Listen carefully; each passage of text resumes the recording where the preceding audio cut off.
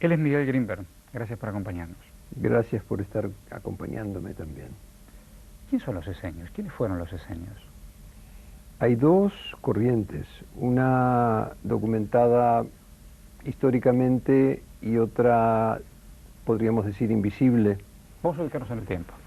¿Cómo? Vamos a ubicarnos en el tiempo y en el El espacio. tiempo es, la parte central de esta historia son los tiempos de Jesús. Tiempo de Jesús. Los esenios fueron contemporáneos de Jesús, especialmente en Qumran, que era una comunidad de esenias junto al Mar Muerto. Y la polémica que hay teológica hoy en día es a partir de los descubrimientos de los rollos del Mar Muerto en las cuevas de Qumran en 1945. Y centralmente el tema que tiene preocupados tanto a teólogos hebreos como cristianos es si fueron contemporáneos reales de Jesús o si fueron anteriores a Jesús.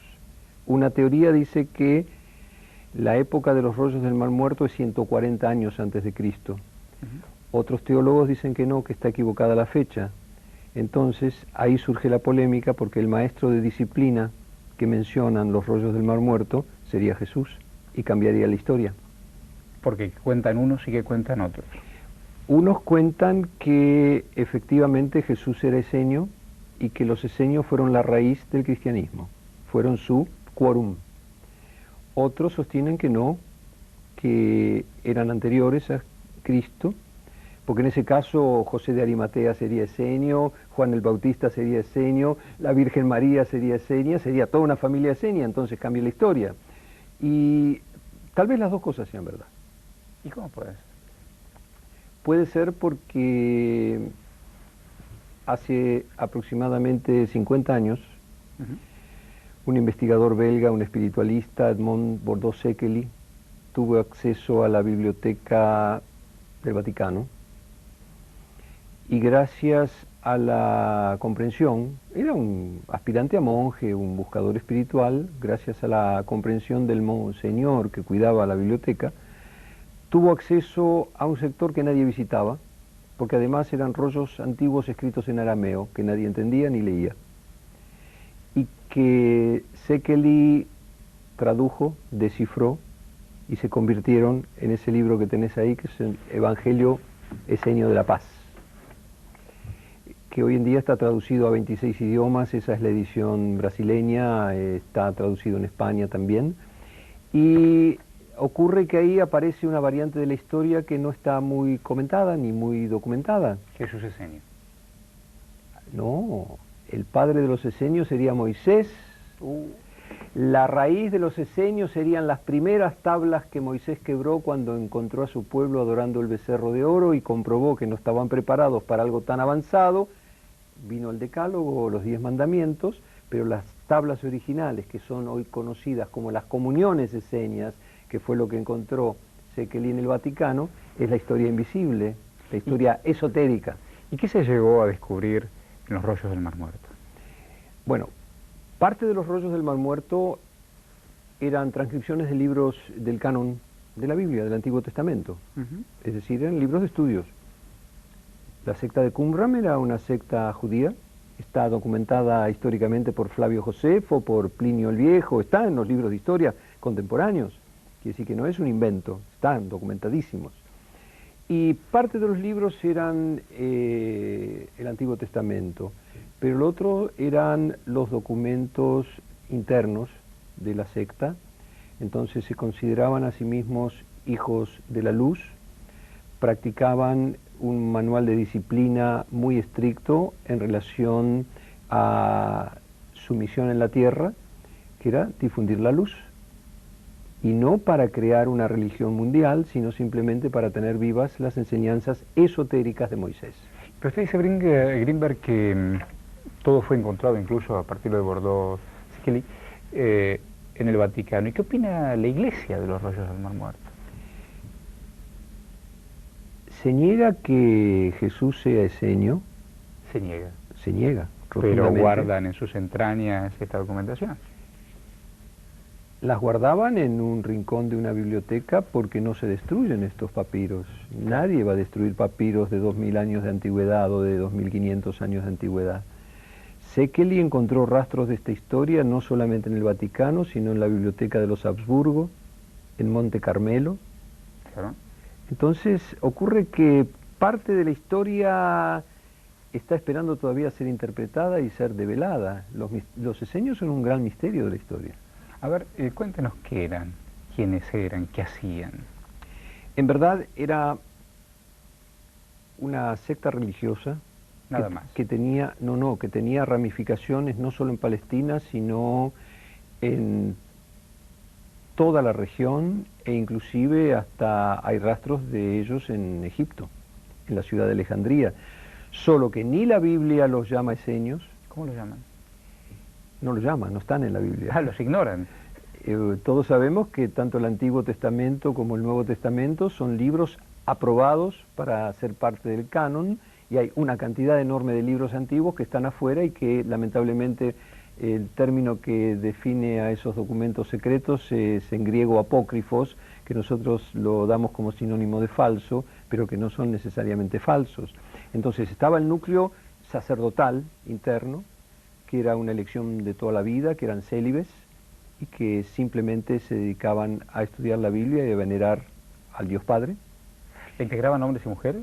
No eran absolutamente célibes, pero no practicaban la reproducción. Y uno se pregunta cómo es que seguían en el tiempo y en el espacio. Claro. Tenían la particularidad, en la época había mucho huérfano suelto por allí, adoptaban huérfanos. Pero tenían todo un núcleo de apoyo, que era gente que no era exactamente sacerdotal, que vivían en las ciudades porque tenían una actitud de servicio. Todos ellos eran sanadores. Las sanaciones que nosotros leemos en los evangelios que practicaba Jesús eran una habilidad de muchísima gente contemporánea de Jesús, al punto tal que los esenios de Egipto, los de Alejandría, no se llamaban esenios, sino que se llamaban terapeutas. Hay mucha documentación sobre los terapeutas de Alejandría. Entonces es una parte de la historia precristiana que podría ser contemporánea de Cristo, pero uno busca esenios en las enciclopedias y te dicen que Qumran fue destruida por los romanos en el año 70 de nuestra era, así como fue destruida Jerusalén, y que la historia terminó allí. Lo que ocurre es que hoy hay órdenes esenias en todo el mundo. Eso es muy interesante porque le iba a preguntar si había quienes seguían estos mandatos, estos preceptos, estos lineamientos, hoy por hoy. Hay gente que no solo los ha seguido a lo largo de 2500 años, sino que hoy en día hay una cantidad inmensa de enclaves esenios. ¿Por ejemplo? En Estados Unidos, en Canadá, por ejemplo. Están los que siguen la línea de Qumran, que digamos que es una línea teológica, y están los que siguen una línea más que podríamos decir contemporánea, y que si tuviéramos que pegarle una etiqueta tendríamos que admitir que son un poco vecinos de la New Age, aunque no son New Age, porque hoy New Age sirve para todo, para la culinaria, para la pedicuría, para curar el resfrío, es decir, para conversar con los extraterrestres, es decir, hay muchas variantes. Pero ocurre que en 1926, Szekely, con Romain Rolland, premio Nobel de literatura, fundó la Sociedad Biogénica Internacional. Durante 33 años él trabajó en Costa Rica y actualmente él falleció. Sus seguidores están en una comunidad en Canadá, en el interior de Canadá, donde forman maestros y donde desarrollan una tarea docente, porque la cuestión de esa rama esenia no pasa solamente por la religiosidad, sino que tiene que ver con la espiritualidad cotidiana, con el servicio, con una alimentación específicamente sana, y que tiene que ver con ese otro libro que está aquí, que podría develar secretos esenios de la longevidad. La conquista de la muerte. Así es. ¿Y qué es esto? Un libro de Szekely que es traducciones, versiones de documentos esenios que él fue descubriendo a lo largo de sus investigaciones en los lugares que ya mencioné. ¿En qué escribían? Arameo. Arameo. Uno piensa en la historia de qué manera aquel que caminaba destruía su antecesor, ¿no? Para quedarse como dueño de la historia y de la última palabra. Es frecuente en toda la historia, es frecuente además si uno revisa un poco antes esa época y llega a Egipto, comprueba que realmente siempre hubo un conquistador y siempre hubo un borrado de la historia. Es decir, cuando Alejandro Magno conquista Egipto, pues lo primero que hace es hacer que la capital se llame Alejandría. Y cuando Napoleón conquista Egipto, él también tiene su intencionalidad, aunque hay que reconocerle a Napoleón que antes de que se lo robaran los museos de Berlín, de París y todo eso, hizo una importante contribución porque hizo un inventario fabuloso de la cultura egipcia. Pero después hay historias complementarias que a mí personalmente no me interesan porque ya entran en la ciencia ficción, que hacen que se diga, hay gente que lo dice, que Moisés fue contemporáneo del emperador Akenatón, que fue un importante faraón que en la dinastía 18 cambió por completo la historia y habría sido el primer monoteísta. Hasta incluso Sigmund Freud tiene escrito un libro, uno de sus últimos libros, una investigación que quedó inconclusa porque falleció, donde revisa el legado de Moisés y llega a aventurar también algún nexo entre Moisés y Akenatón, al punto tal que hay historiadores egipcios que dicen que Moisés era el faraón Akenatón en fuga. Hay toda una historia ahí que nadie está interesado en que se divulgue demasiado porque contradice toda la historia judía y toda la historia cristiana. Él es Miguel Grinberg, ya venimos.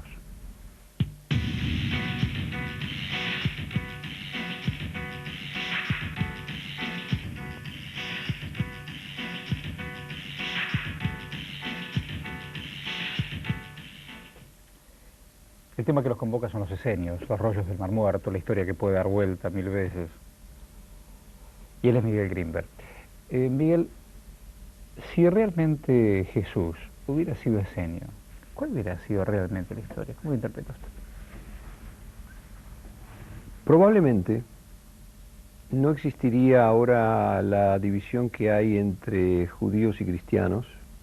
Tal vez pudo haber seguido la historia en un solo tronco, en la medida en que así como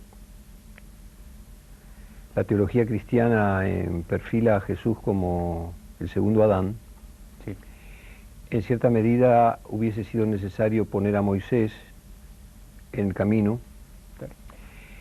En ese sentido, Jesús como esenio hubiese sido un continuador de Moisés, y si hubiera sido un continuador de Moisés, no hubiera dejado de ser rabino como es en el Nuevo Testamento, sino que hubiera sido un hijo de Dios, pero judío.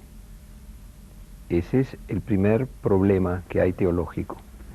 Además, ¿pero no puede ignorar la historia? En la medida en que la historia es relativa, por lo menos la Biblia es la historia oficial, y tampoco es un libro de historia, porque si tomamos la Biblia en sus dos... Claro, no es un libro de historia. En su Antiguo Testamento y Nuevo Testamento, no es un libro de historia, es decir, está construido en base a enseñanzas orales, a mitos y a intencionalidades de poder político de los respectivos sacerdotes que fueron los que determinaron qué es el canon, en una época completamente distinta a la actual, bajo el Imperio Romano. Ahí va, uno no puede ignorar el dominio romano. Exactamente. En la medida en que tanto los judíos como los primeros cristianos eran una resistencia antirromana y una conspiración permanente, hasta que en el 300 y pico el cristianismo se convirtió en la religión oficial del imperio, cosa que no debemos olvidar, indudablemente se abrieron caminos que podrían haber seguido otra dirección, excepto que la historia ahora da los elementos que hoy tomamos como inamovibles. Es maravilloso, me quedé pensando, y esto es cierto, el propio imperio que crucifica a Jesús adopta como religión el cristianismo. Porque estaba derrotado. Increíble. Ese adagio antiguo de que si no puedes derrotar a tu enemigo, únete a él, lo practicaron los romanos con suma inteligencia. Pero los esenios no hubieran dado vuelta a la historia, porque los romanos siempre tomaron la región. La diferencia, y ahí está el nudo de la cuestión. Los esenios no eran una propuesta de poder, no, ni temporal, ni metafísico. ¿Pero molestaban al poder político? No exactamente, porque eran muy marginales y muy distantes del poder político, solo que eran atípicos. Y los heterodoxos molestan en cualquier cultura y en cualquier momento de la historia. Cualquier heterodoxia es absolutamente transgresora porque representa un mal ejemplo, son desobedientes. Ahora, La pregunta que yo quisiera adosar es la siguiente: ¿cómo es posible que 2500 años después, hoy en día, el pensamiento, la religiosidad y la sabiduría esenia tiene tanta vigencia? ¿Por qué hay monasterios esenios en distintos lugares del mundo? ¿Lo hay? ¿Por qué se están ordenando hoy monjes esenios? ¿Por qué hay comunidades que están siguiendo el Evangelio esenio de la paz? Por varias razones. Porque no eran para su época, eran para un tiempo futuro. Y ahora viene la pregunta más conflictiva: ¿estamos en ese tiempo futuro? Y si estamos en ese tiempo futuro, ¿cómo va a interactuar con este milenio, con este cambio de siglo, esa tradición? ¿Y qué se desprende? Y ahí se desprende que probablemente los esenios contemporáneos, los actuales, aprendieron algo de la historia de los hippies. Yo a veces bromeo diciendo que los esenios eran los hippies de la Palestina en aquellos tiempos, porque inclusive hay mucha literatura no comprobada, que uno no sabe tampoco en qué medida es mítica o ciencia ficción, pero que refiere a un templo fundado por el profeta Elías en Tanis, en el delta de Egipto, que habría sido una comunidad esenia, y así como encontraron los rollos del Mar Muerto 2000 años después enterrados en cavernas en Jordania, uno puede preguntarse: ¿habrá más rollos enterrados? ¿Habrá otros documentos que están esperando? ¿Por qué aparecen de pronto en 1945? ¿Y todo pasa por esta tierra o hay mensajes de mucho más lejos? Yo diría que habría que... Es una pregunta oportuna, pero no es de extraterrestres. El culto esenio fue predominantemente un culto solar. Un culto solar. Al ser hijos de la luz, eran hijos del sol. Claro. Buena parte de las ritualidades, sobre todo en las comuniones esenias, las primeras, porque hay comuniones que se practican todos los días, comuniones con la tierra, con los elementos, con el agua, con la luz, y que comienzan en el día con una serie de ejercicios en el momento que despunta el sol. Trabajos no de mirar fijo el sol, sino que son ejercicios que se hacen con las manos, que se hacen con los ojos cerrados, con la luminosidad del sol en los párpados, que son ejercicios de luz. Ahora yo no estaría en condiciones porque no soy contemporáneo de aquella época, ni soy ahora nada más que un investigador de esto, que llevo unos 15 años juntando documentación para un posible libro algún día, pues el sol daba información. El sol daba información. ¿Y quién decodificaba? Esa es la incógnita, porque buena parte de las comuniones esenias están apuntadas al desarrollo de la intuición, no es un trabajo racional. Y además, para poder tener esa información no se puede robar, no se puede confiscar, no se puede comprar ni vender. Claro. Y esa es la variedad de esta enseñanza en todo caso. Para poder ser parte de ella hay que convertirse en ella. Siempre. Siempre. ¿Usted es un esenio? Soy un periférico. Ajá. Hablemos con la jerga computacional. Soy periférico. Soy periférico, yo soy miembro de la Sociedad Biogénica Internacional del profesor Szekely. Yo estudio esto. Es decir, no he tenido posibilidad de ir a los seminarios en Canadá, pero tengo programado ir a los seminarios en Canadá y pretendo ser un maestro esenio, pero estoy en los pañales. ¿Hay comunidades esenias en Brasil también? Hay comunidades esenias de Brasil. Algunas de ellas... ¿En Argentina no? No como comunidades, digamos, con monjes. Las que he localizado en Brasil se prestan a la polémica porque están muy vinculadas a las comunidades espíritas y tienen informaciones esotéricas que bajan a través de los espíritus, entonces eso ya abre otra conversación. Porque según las fuentes mediúmnicas hay una tercera historia. ¿Cuál? Según la cual Moisés habría tenido un discípulo directo, esotérico, cuyo nombre era Esen, y del cual saldría esa corriente.